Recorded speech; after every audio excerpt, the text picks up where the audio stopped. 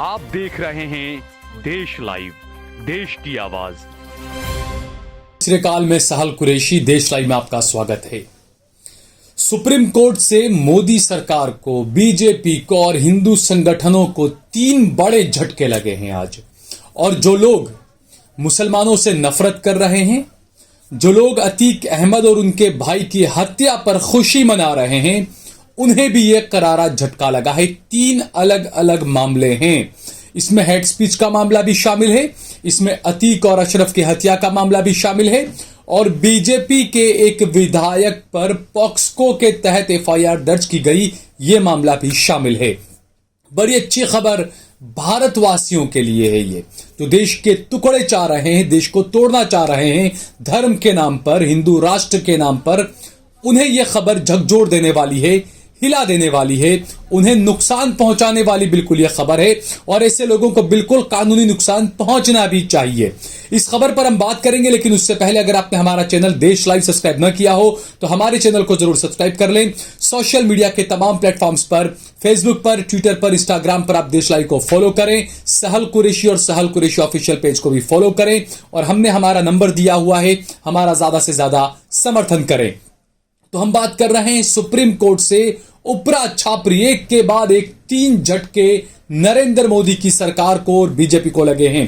पहला झटका ये कि बीजेपी के सांसद, जिनके खिलाफ, जो 5 बार सांसद रहे, जिनका ताल्लुक उनका कांटेक्ट बताया गया कि वो दाऊद इब्राहिम के गुर्गों के साथ भी उनका कुछ कांटेक्ट बताया गया था, उस मामले में उन्हें जेल में भी जाना पड़ा था। और उसके बाद देश की पहलवान बेटियां दिल्ली के जंतर मंतर पर बैठी थी बीजेपी के उस सांसद के खिलाफ एफआईआर करने को लेकर, कार्रवाई करने को लेकर। इसी पर सुप्रीम कोर्ट ने फैसला सुनाया और आखिरकार ब्रिजभूषण सिंह उनके खिलाफ दिल्ली पुलिस ने एफआईआर दर्ज कर ली। 2 अलग अलग एफआईआर दर्ज की है। कहीं ना कहीं बीजेपी को और मोदी को बड़ा झटका है, क्योंकि इस पूरे मामले में मोदी काफी खामोश थे, मुखदर्शक बने हुए थे। अलग अलग मामलों पर ट्वीट करते हैं, लेकिन इस मामले पर खामोश थे। स्मृति ईरानी, जहां देश की बेटियां जंतर मंतर पर सड़क पर बैठी हुई विरोध प्रदर्शन कर रही है, इंसाफ मांग रही है, वहीं स्मृति ईरानी अपना अकाउंट खोलने के लिए बैंक की लाइन में लगी हुई है और गोदी मीडिया दिखा रहा है। देखिए, आम आदमी की तरह स्मृति ईरानी अपना बैंक अकाउंट खुलवा रही है, जबकि देश की बेटी इंसाफ मांग रही थी, उस पर स्मृति ईरानी खामोश रही। तो पहला यह झटका लगा। दूसरा झटका ये कि अतीक अहमद और उनके भाई अशरफ की जिस तरीके से हत्या कर दी गई, हिंदुत्व के नाम पर, जय श्री राम के नारे के साथ में उनकी हत्या की गई, इस मामले के अंदर सुप्रीम कोर्ट ने सरकार को नोटिस जारी कर जवाब मांगा है। कई अहम सवाल कोर्ट ने पूछे हैं। कोर्ट ने यह भी पूछा कि अतीक अहमद और उसके भाई को एम्बुलेंस के अंदर अस्पताल क्यों नहीं ले जाया गया। और दूसरा सबसे अहम सवाल यह पूछा कि मीडिया के सामने इन दोनों भाइयों की परेड क्यों करवाई गई। यह सबसे अहम सवाल है। इस मामले पर हम एक दूसरा एपिसोड स्पेशल बनाएंगे, वो आपको बताएंगे। और तीसरा सबसे अहम सुप्रीम कोर्ट का जो फैसला आया, वो वाकई में काफी, जो भारत में भाईचारा चाहते हैं, जो भारत में सुकून चाहते हैं, जो भारत को वाकई में बयानबाजी में नहीं, सिर्फ बातों में नहीं, जुमलेबाजी में नहीं, वाकई में जो भारत को विश्वगुरु बनाना चाहते हैं, वो सुप्रीम कोर्ट के इस फैसले से काफी खुश होंगे। क्योंकि हेड स्पीचेस को लेकर सुप्रीम कोर्ट ने राज्यों और केंद्र शासित प्रदेशों को सख्त निर्देश दिए हैं। और जो पुलिस, जिस पर सबसे ज्यादा सवाल उठता है, लगातार पिछले सालों में ये सवाल उठे कि मुसलमानों को फंसाया गया अलग अलग मामलों के अंदर, उनके खिलाफ कार्रवाई की गई सबूत न होने के बावजूद भी। जबकि दूसरी तरफ बीजेपी के सांसद, मोदी जी के मंत्री और इसके अलावा कई हिंदू संगठनों से ताल्लुक रखने वाले, जो धर्म के कहते हैं ना, अफीम, धर्म का अफीम जो लोगों को देते हैं। एक तो होता है कि जो धर्म उसको लोग मानते हैं, और दूसरा ये होता है कि धर्म को अफीम के रूप में देते हैं। वो लोग जो हेड स्पीचेस देते हैं, उन पर पुलिस कई बार कार्रवाई नहीं करती है। और उसी को लेकर सुप्रीम कोर्ट ने पिछले 4 महीने पहले भी एक अपना फैसला सुनाया था और यह कहा था कि जो भी राज्य सरकारें हेड स्पीच के खिलाफ कार्रवाई नहीं करती है, वो नपुंसक सरकारें हैं। और उसके बाद अब जो है वो सुप्रीम कोर्ट ने एक और फैसला दिया और यह कहा कि 4-5 महीने पहले जो फैसला दिया गया था, उस फैसले का अमल किया जाए। और साथ ही यह भी कहा कि पुलिस शिकायत मिलने का इंतजार न करे, खुद संज्ञान लेकर कार्रवाई करे। अक्सर यही होता है कि जब हम पुलिस के पास जाते हैं, उनसे पूछते हैं कि भाई इन्होंने ये बयान दिया या ऐसी चीज है तो आपने कुछ कार्रवाई की, तो पुलिस के बड़े बड़े अधिकारी भी कहते हैं कि हमें तो शिकायत ही नहीं मिली, हम कैसे कार्रवाई करें। और ऐसे मामलों में ज्यादातर यही होता है कि लोग कई बार डर कर शिकायत नहीं करते हैं। लोगों को डर लगता है कि फला फला आदमी बड़ा हिंदू संगठन से जुड़ा है या मोदी जी का करीबी है, मोदी जी उसको फॉलो करते हैं ट्विटर पर या और किसी सोशल साइट पर, इसलिए उसके खिलाफ हम बयान नहीं देंगे, उसके खिलाफ हम कार्रवाई नहीं करेंगे। इस वजह से डर के लोग कार्रवाई नहीं करते हैं और पुलिस भी आराम से बैठ जाती है। अब कुछ मामलों में कार्रवाई की भी गई, शिकायत की किसी ने, लेकिन दूसरे ही दिन उन्हें जमानत भी मिल गई। इसमें काजल हिंदुस्तानी भी हैं, इसके अलावा वडोदरा का एक कोई शाह था, वीएचपी के नेता थे, वो भी, उसके खिलाफ भी कार्रवाई, उसको पकड़ा, गिरफ्तार किया, दूसरे दिन उसको जमानत दे दी गई। तो ये जो मामले हैं, कई जगहों पर पुलिस इंतजार करती है कि शिकायत आएगी तब हम कार्रवाई करेंगे, लेकिन यहां पर सुप्रीम कोर्ट ने सख्त निर्देश देते हुए कहा है कि धर्म से ऊपर उठकर धर्म को देखे बिना हेड स्पीचेस देने वालों के खिलाफ कार्रवाई की जाए। साथ ही साथ सुप्रीम कोर्ट ने कुछ और टिप्पणियां भी की है, वो भी हम आपको बताएंगे। सुप्रीम कोर्ट ने कहा है कि अगर कार्रवाई नहीं की गई हेड स्पीचेस देने वालों के खिलाफ तो इसे अदालत की अवमानना माना जाएगा। उच्चतम न्यायालय, सुप्रीम कोर्ट की अवमानना माना जाएगा अगर पुलिस वाले कार्रवाई नहीं करेंगे तो। दूसरा, इसमें यह भी कहा गया है, न्यायमूर्ति के एम जोसेफ और न्यायमूर्ति बीवी नागरत्ना की पीठ ने नफरत फैलाने वाले भाषणों को देश के धर्मनिरपेक्ष ताने बाने को प्रभावित करने वाला गंभीर अपराध बताया है। मैं हमेशा यह बात कहता हूं कि आज देश के अंदर जो हो रहा है, जो बंदूकें निकाल कर आ जाते हैं, जो तलवारें निकाल कर आ जाते हैं, तो शाहीन बाग में बंदूकें तान देते हैं, कहीं ना कहीं यह सिर्फ हेड स्पीचेस का नतीजा है। यह हेड स्पीचेस की वजह से ही हुआ है और इस बात को बेहतरीन तरीके से सुप्रीम कोर्ट ने माना और सुप्रीम कोर्ट ने कहा कि हेड स्पीचेस पर बिल्कुल जल्द से जल्द पाबंदी लगाई जानी चाहिए। जो नेता है उनका धर्म देखे बिना पुलिस को उनके खिलाफ कार्रवाई करनी चाहिए। पीठ ने कहा, न्यायाधीश गैर राजनीतिक हैं और उन्हें पार्टी ए या पार्टी बी से कोई सरोकार नहीं है और उनके दिमाग में केवल भारत का संविधान है। आदेश में कहा गया है कि अदालत व्यापक सार्वजनिक भलाई और कानून के शासन की स्थापना सुनिश्चित करने के लिए देश के विभिन्न हिस्सों में हेड स्पीच के खिलाफ याचिकाओं पर विचार कर रही है। शीर्ष अदालत ने चेतावनी दी कि प्रशासन की ओर से इसे अगर बेहद गंभीर मुद्दे पर कार्रवाई करने में अगर कोताही बरती गई तो इसे अदालत की अवमानना माना जाएगा। शीर्ष अदालत का यह आदेश पत्रकार शाहीन अब्दुल्ला द्वारा दायर एक याचिका पर आया है, जिन्होंने शुरू में नफरत फैलाने वाले भाषण देने वालों के खिलाफ मामला दर्ज करने के लिए दिल्ली, उत्तर प्रदेश और उत्तराखंड सरकार को निर्देश देने की मांग की थी।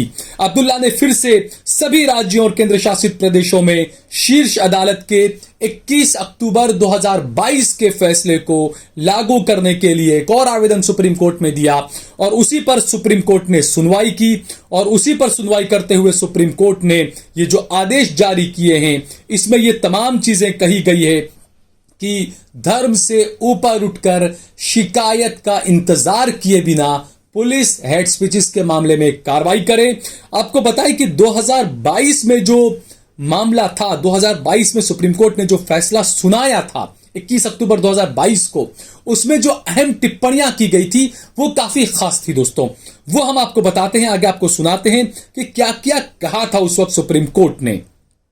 यहां तक कि सुप्रीम कोर्ट ने तो यह भी कहा था कि अटल बिहारी और वाजपेयी को याद करिए। अटल बिहारी और वाजपेयी को सुनने के लिए लोग दूर दूर से आया करते थे।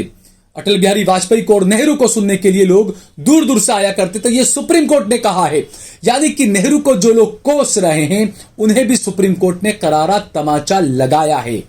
और दूसरा, सुप्रीम कोर्ट ने यह भी कहा कि देश के धर्मनिरपेक्षता ताने बाने को प्रभावित करने वाले गंभीर अपराधी हैं।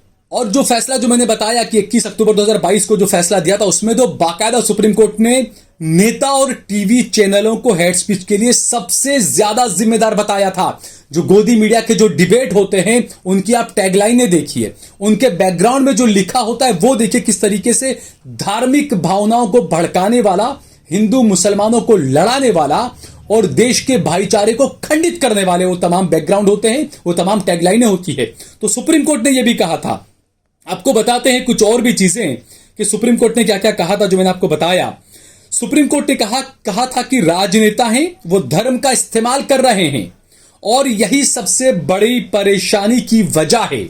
हमारे देश में धर्म और राजनीति जुड़े हुए हैं, इसी से हेट स्पीच को बढ़ावा मिल रहा है। धर्म के नाम पर कौन धर्म के नाम पर राजनीति कर रहा है, कौन हिंदू राष्ट्र की मांग कर रहा है, कौन शहरों के नाम बदल रहा है, कौन धर्मों के नाम पर पढ़ाई के सिलेबस से चैप्टर्स को निकाल रहा है, दूसरे चैप्टर्स को डाल रहा है, धर्म के नाम पर राजनीति कौन कर रहा है, ये पूरा देश देख रहा है। देश ही नहीं पूरी दुनिया देख रही है। तो सुप्रीम कोर्ट की ऐसी टिप्पणी कि इस देश के अंदर राजनेता जो हैं वो धर्म का इस्तेमाल कर रहे हैं। धर्म का इस्तेमाल कौन कर रहा है, कौन सी पार्टी कर रही है, कौन से चेहरे कर रहे हैं, ये पूरी दुनिया जानती है। तो सुप्रीम कोर्ट ने जो बातें कही, सीधे तौर पर जो हिंदू बयानवीर संगठनों से जुड़े हुए जो लोग हैं उनके लिए ये बहुत ही खतरनाक चीज है। लेकिन इसका एक माइनस पॉइंट भी माना जाएगा कि अब पुलिस को जो सत्ता दे दी है कि बिना शिकायत के पुलिस कार्रवाई करे, तो ऐसे में जो मुसलमानों को गलत केसों में फंसाया जाता है तो यह भी हो सकता है कि कुछ मुसलमानों को इसमें जबरदस्ती उठा के डाल दिया जाए। हालांकि कानून पर हमेशा इस देश के मुसलमान ने भरोसा रखा, कानून को माना, अदालतों के फैसलों को माना। तो ऐसे में ये मैं बता रहा हूं कि ये इसका माइनस पॉइंट भी, इस चीज का भी ख्याल रखा जाएगा। हालांकि कोर्ट के अंदर तो तमाम चीजें आएगी सामने, बयान दिए नहीं दिए वो तमाम चीजें आएगी, लेकिन ये मोटी मोटी जो मैंने चीजें बताई इसमें यह भी था कि 5 महीने पहले जो फैसला आया था उसमें शाहीन अब्दुल्ला की याचिका पर तल्ख टिप्पणी जो अदालत ने तमाम की थी। शाहीन अब्दुल्ला ने अपनी याचिका में भारत में मुस्लिमों को डराने धमकाने के चलन को रोके जाने की मांग की थी। यानी सुप्रीम कोर्ट के समक्ष साफ ये बात कही गई थी कि हेट स्पीचेस देकर मुसलमानों को डराने का, धमकाने का, बर्बाद करने का काम किया जा रहा है, इस पर रोक लगाई जानी चाहिए। और उसी पर सुनवाई करते हुए सुप्रीम कोर्ट ने ये तमाम तल्ख टिप्पणियां की थी और उस वक्त दिल्ली, यूपी और उत्तराखंड पुलिस को नोटिस भेजा था, जवाब मांगा था और कार्रवाई की मांग की थी। लेकिन उसके बाद भी कई लोगों के खिलाफ कार्रवाई नहीं हुई और उसके बाद आज 5 महीने बाद दोबारा सुप्रीम कोर्ट को काफी तल्ख होना पड़ा और यह तक कहना पड़ा कि अगर अब पुलिस शिकायत मिले बिना भी अगर कार्रवाई नहीं करती है तो सीधे तौर पर यह अदालत की अवमानना माना जाएगा। आपको यह भी बता दें कि यह मामला जो था पूरा जब कोर्ट पहुंचा तो यह बीजेपी सांसद परवेश वर्मा के भाषण का था। सुनवाई में बेंच ने कहा था कि भाषण में कहा गया है अगर जरूरत पड़ी तो हम उनका गला काट देंगे। जस्टिस ऋषिकेश रॉय ने कहा था कि एक देश जहां लोकतंत्र और धर्म तटस्थ है वहां पर ऐसे बयान बहुत परेशान करने वाले हैं। साथ ही कुछ और बातें भी कही थी कि जो हमारा देश है, यहां पर सुप्रीम कोर्ट ने साफ जो बातें कही कि ये सर्वधर्म का देश है, यानी कि हिंदू राष्ट्र की जो लोग मांग कर रहे हैं उनकी मांग पर भी यह करारा तमाचा है सुप्रीम कोर्ट का। और आपको कुछ बताते हैं कि पिछले कुछ महीनों में या पिछले कुछ सालों में किस तरीके के भाषण आए, हेट स्पीचेस आई हैं। सबसे ज्यादा कौन लोग हैं वो भी आप इसमें पालेंगे, आपको पता चल जाएगा। बीजेपी की राष्ट्रीय प्रवक्ता नुपुर शर्मा टीवी डिबेट के दौरान पैगंबर मोहम्मद सल्लल्लाहु अलैहि वसल्लम पर विवादित टिप्पणी उन्होंने की थी, ये भी हेड स्पीच थी उनकी। केंद्रीय मंत्री अनंत कुमार हेगड़े, इन्होंने कहा था कि इस्लाम आतंकवाद, आतंकवाद से उन्होंने इस्लाम की तुलना की थी। बिहार बीजेपी नेता और केंद्रीय मंत्री गिरिराज सिंह बयान दिया था कि अगर देश का बंटवारा धर्म के आधार पर होता तो आज गाली नहीं सुननी पड़ती। यानी सीधे तौर पर उन्होंने ये जो बातें कही मुसलमानों को निशाने पर लेकर ये बातें कही थी। बीजेपी के पूर्व सांसद विनय कटियार उन्होंने कहा था कि अगर मुसलमानों ने गौहत्या करना बंद नहीं किया तो मॉब लिंचिंग की घटनाएं बढ़ती ही जाएंगी। हालांकि जितनी भी मॉब लिंचिंग की घटनाएं हुई है ज्यादातर मामलों में यह साबित नहीं हो पाया है कि वहां पर गोकशी की गई या गोमांस लाया गया। तो यह भी इनकी हेड स्पीच थी। बता दें कि बीजेपी के 38 नेताओं के बयानों को धार्मिक मान्यताओं को आहत करने वाली कैटेगरी में रखा है। आप सोचिए, इतना सब होने के बावजूद इस तरह के हेड स्पीचेस वाले बयान। ऑल इंडिया मजलिस इत्तेहादुल मुस्लिमीन के शौकत अली सीधे हिंदुओं को निशाने पर उन्होंने लिया, तो उन्होंने कहा था 3 तलाक को सही ठहराया था। तो इसमें गलत क्या है? 3 तलाक को अगर सही ठहराया तो मैं तो उसको हेड स्पीच नहीं मानता, लेकिन एबीपी न्यूज वाले हैं ये बता रहे हैं कि उनको 3 तलाक को उन्होंने जो गलत बताया था वो हेड स्पीच है।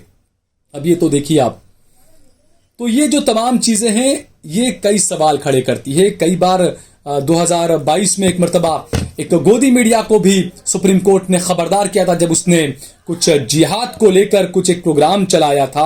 आपको बताते हैं उसके बारे में। सितंबर 2022 में सुप्रीम कोर्ट ने टीवी न्यूज चैनल पर होने वाली डिबेट को हेड स्पीच फैलाने का सबसे बड़ा जरिया बताया था। Justice KM. जोसेफ और ऋषिकेश राय की बेंच ने टीवी डिबेट को रेगुलेट करने को लेकर दिशा निर्देश तैयार करने की मंशा पर केंद्र से सवाल पूछा था। कोर्ट ने कहा था कि अभिव्यक्ति की स्वतंत्रता जरूरी है, लेकिन टीवी पर अभद्र भाषा बोलने की आजादी नहीं दी जा सकती है। ऐसा करने वाले यूनाइटेड किंगडम के एक टीवी चैनल पर भारी जुर्माना लगाया गया था। इसके अलावा सुदर्शन न्यूज पर भी वाई दिन चलाता है ना लैंड जिहाद, ये जिहाद, आईएस जिहाद, इसको लेकर भी सुप्रीम कोर्ट ने उसको फटकार लगाई थी। तो सीधे तौर पर मैं हमेशा जो बात कहता हूं कि कानूनी लड़ाई लड़नी चाहिए। संविधान ने आपको अधिकार दिया है, कानूनी लड़ाई लड़े, खड़े हो, मुकाबला करें कानूनी तौर पर, तभी इन लोगों की अक्ल ठिकाने आएगी। जब तक ऐसे कुछ एग्जाम्पल सेट नहीं होंगे कि ऐसे हेड स्पीचेस देने वालों को सजा नहीं होगी, उनको कोर्ट में जब तक ठूस नहीं दिया जाएगा जेलों के अंदर, तब तक ये जो बयानवीर है ना, ये ज्यादा निकलकर सामने आते जाएंगे। जब कुछ लोगों के खिलाफ कार्रवाई हो जाएगी, कुछ नेताओं की संसद की सदस्यता चली जाएगी, विधानसभा की सदस्यता चली जाएगी हेड स्पीच के मामले में, उसके बाद इनकी अक्ल ठिकाने आएगी। और दूसरा, जो बयानवीर बनते हैं हिंदू संगठनों के लोग, उन्होंने खुद देख लिया कि वो बयान तो दे देते हैं उकसावे में आकर नौजवान, लेकिन उसके बाद में उनकी क्या हालत होती है, कोर्ट कचहरी के धक्के और ये तमाम चीजें, ये वो खुद को उन लोगों को समझना चाहिए। मेरे देश के हिंदू, मुस्लिम, सिख, ईसाई सभी युवाओं को भी इस बारे में समझना चाहिए। इस वीडियो को ज्यादा से ज्यादा शेयर करें। अगर आपको ये वीडियो पसंद आया तो इस पर कमेंट करें, इसे लाइक करें। अगर आपने हमारा चैनल देश लाइव सब्सक्राइब न किया हो तो हमारे चैनल को जरूर सब्सक्राइब करें।